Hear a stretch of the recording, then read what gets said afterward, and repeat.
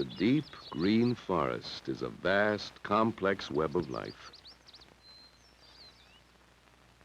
By observing the plants and animals of the forest, we can learn about ecology. Ecology is the study of the relationships among plants and animals and the environment in which they live.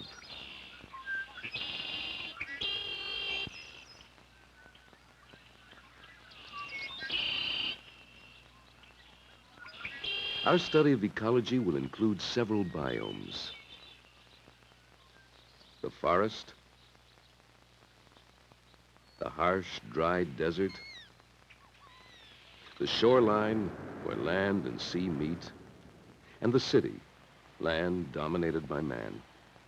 Biomes are the great communities of living things that occupy major portions of the earth.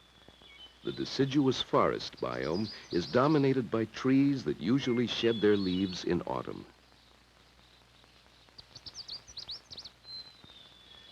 In every biome, food chains exist. By studying these food chains, we can determine the pathways by which energy flows through the biome. Food chains begin with sunlight, when green plants change the solar energy to chemical energy. These plants produce food from carbon dioxide and water by a process called photosynthesis. Thus, green plants are called producers because they provide food for all other organisms in the biome.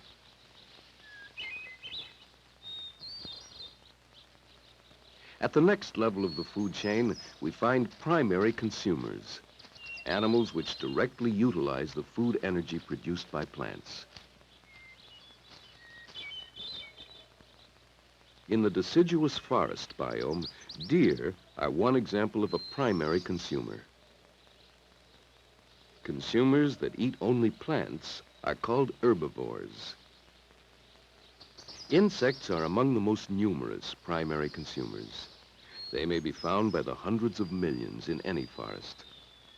These primary consumers are preyed upon by animals at the next level of the food chain.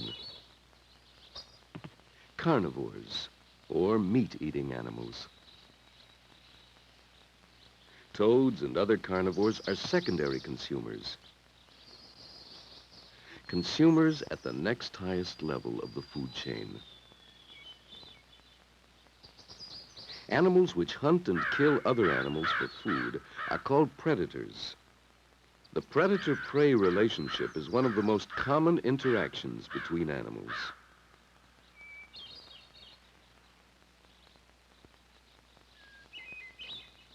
The food chain doesn't stop here. There are other carnivores at higher levels.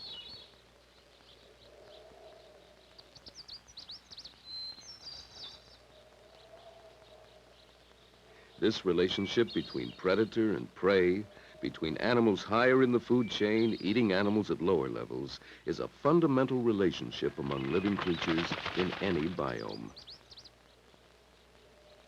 The hawk is at the top of this food chain. No animals prey on it.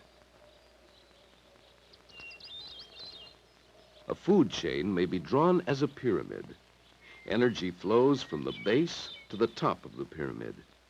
At each level, some energy is lost, and there are progressively fewer individuals. Dead material is broken down by decomposers, usually bacteria and fungi. In this way, organic matter is returned to the earth.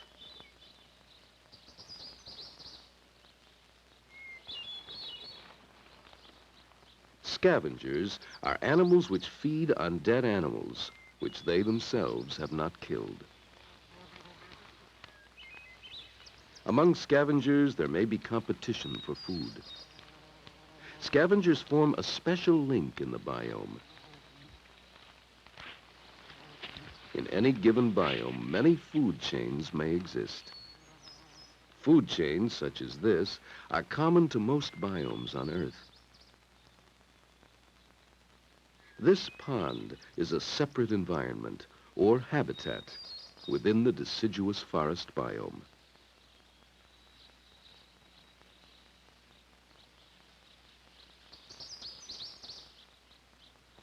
As in other habitats of the forest, the creatures living here have complex interrelationships. Many of these animals are in the pond habitat only part-time. They spend most of their lives in other parts of the forest. The pond is part of the forest biome and is strongly influenced by the forest.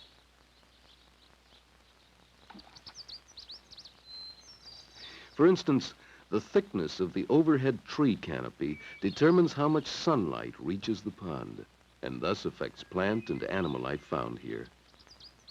In the pond habitat, there are also producers and consumers that form a food chain.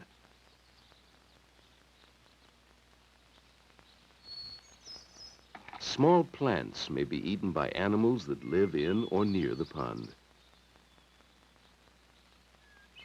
However, at the base of the pond's food pyramid are the microscopic producers called phytoplankton. In the pond water, algae multiply rapidly, taking their energy from sunlight falling on the pond. Algae are very simple microscopic green plants. Decomposers are found in the pond too, bacteria which feed on dead material. Algae and bacteria are in turn eaten by protozoa, simple microscopic animals that live in water habitats. Some protozoa are primary consumers. Others are predators. Here, an amoeba consumes a paramecium.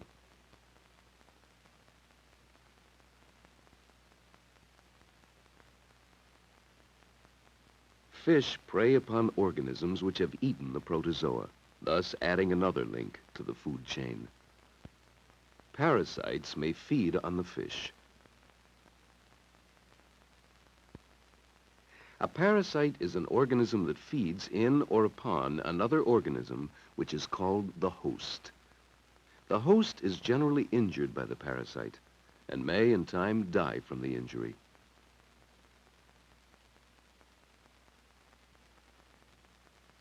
This pond will not always be here.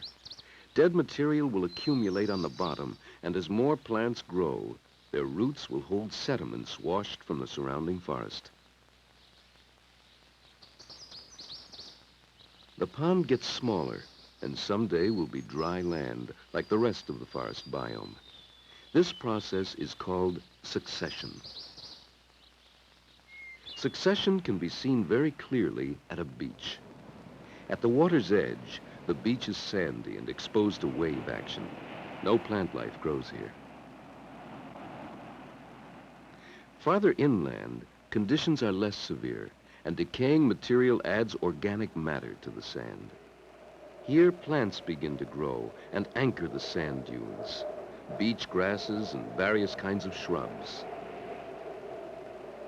Organic matter from dead plants turns the sand into rich humus.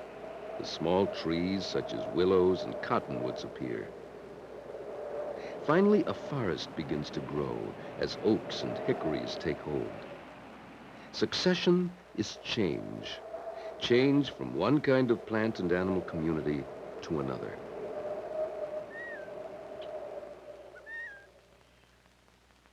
The desert is another type of biome. It's a harsh environment, but a complex web of life exists here too. Moisture comes to this arid biome only from a few winter snows, occasional rain showers, and dew. Sometimes precipitation comes too fast and hard. The dry earth can't absorb it all, and flash floods race across the land, eroding the soil and tearing up plant life. But the moisture brings life too. Cacti flower and produce fruit, which becomes food for desert animals. Desert plants show adaptations for survival in this dry environment. Cactus plants have long root systems close to the ground surface in order to soak up as much moisture as possible. They have spines instead of leaves, reducing moisture loss and providing protection. Ocotillo plants grow leaves only after it rains or snows. When dry conditions return, these leaves will drop off, so the plant conserves moisture. Animals obtain their water from the plants they eat or from dew. In the heat of the day, most animals rest in the shade. Only a few are active, hunting for food.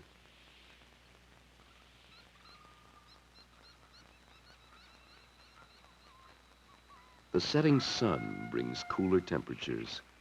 Daytime animals withdraw to rest. And other animals begin to stir.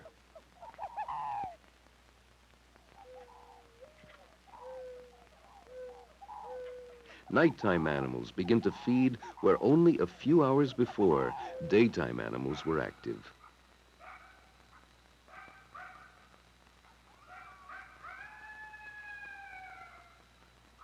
In another biome, the rocky shore, lack of moisture is certainly not a problem.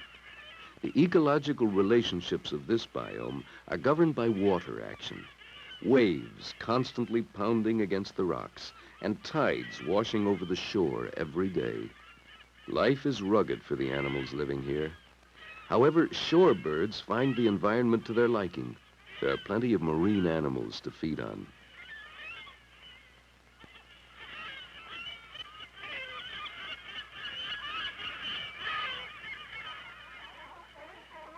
On the rocky shore, there may be fierce competition for space. The best places to eat, sleep, mate, and raise young.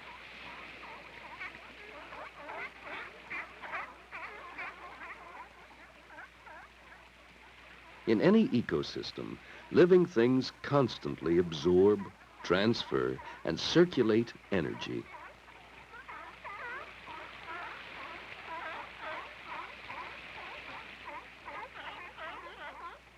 Here, too, there is a cycle of life and death, with dead plants and animals returning materials to the environment. By observing interactions among living things, ecologists can gauge a biome's health. We can think of the Earth as one huge biome, or ecosystem, which can be divided into spheres: the lithosphere, or crust, the hydrosphere, or water, and the atmosphere, or air. The biosphere takes in all three. It is the thin, fragile zone where all life exists on Earth. The activities of human beings have a tremendous impact on the biosphere.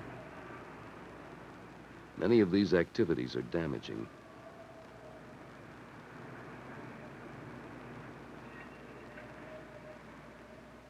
We have built giant, crowded cities which have obliterated entire communities of life.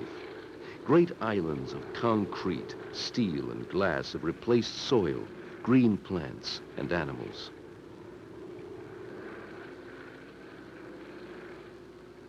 We can think of cities and their suburbs as a kind of biome, an urban ecosystem, where relationships are determined by the changes human beings have made in the environment. Certain kinds of animals thrive in the urban ecosystem simply because they are scavengers, able to feed on the waste products of our cities. An urban ecosystem generates enormous amounts of waste, which is a food supply for large numbers of scavengers.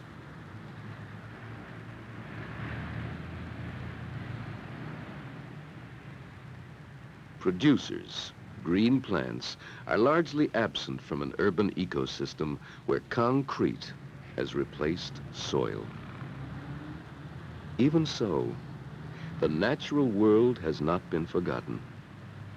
On this wall, artists have painted pictures of endangered animal species. Animals whose continued existence is threatened by human activities. The message is clear. We can't continue to destroy life in the biosphere.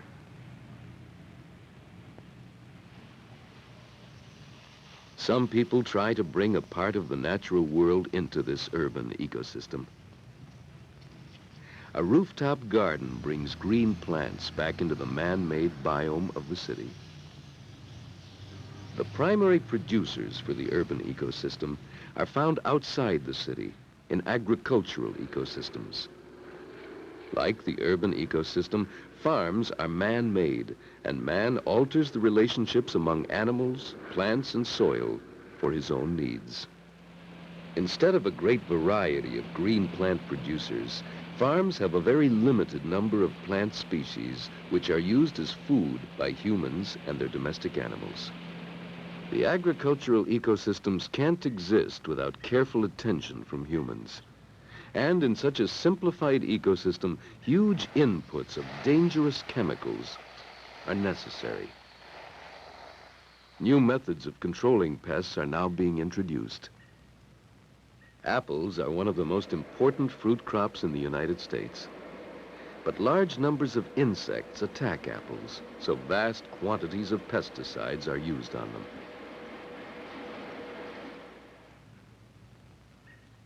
Ecologists believe it's possible to control some of these harmful insects by introducing beneficial insects that will prey on them. One of these insect pests is the larva of the collen moth, which lives in and spoils apples. A species of wasp from Afghanistan is a predator of the collen moth. Attempts are being made to establish the wasp in California and in other parts of the world where apples are grown.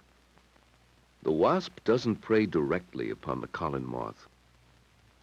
Instead, the female lays eggs in the cocoon where the larva of the moth is dormant. When the egg hatches, the wasp larva feeds on the larva of the collen moth, thus killing it. As in a natural ecosystem, the parasite controls the population of the host. This wasp is laying her eggs in specially built nests containing collen moth cocoons. In the pupal, or resting stage, the wasps are gathered and attached to sheets of paper.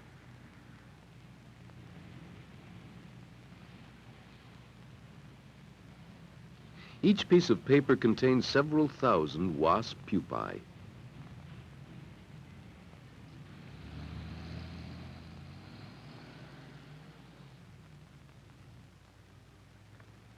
The wasp pupae are shipped to orchards all over the world. This is an example of biological control, applying the knowledge we gain from ecology.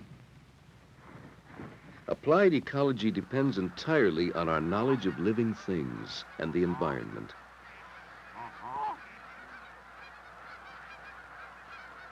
These students are studying Canada goose populations. The ecology of a biome, the communities within it, and the ways animals interact must be studied in the field. Because ecosystems are dynamic, alive, they can't be dismantled and taken into the laboratory. Each goose is banded with a tag, and the date and location are recorded. If the tag is later recovered, scientists may learn something about the bird's feeding habits, movements, and even the kinds of problems it encounters in the environment. We need knowledge like this for many reasons. Not just to help the geese survive, but more importantly, to learn what must be done so that we may survive. That's the essence of ecology, keeping the ecosystem we call the Earth alive and well.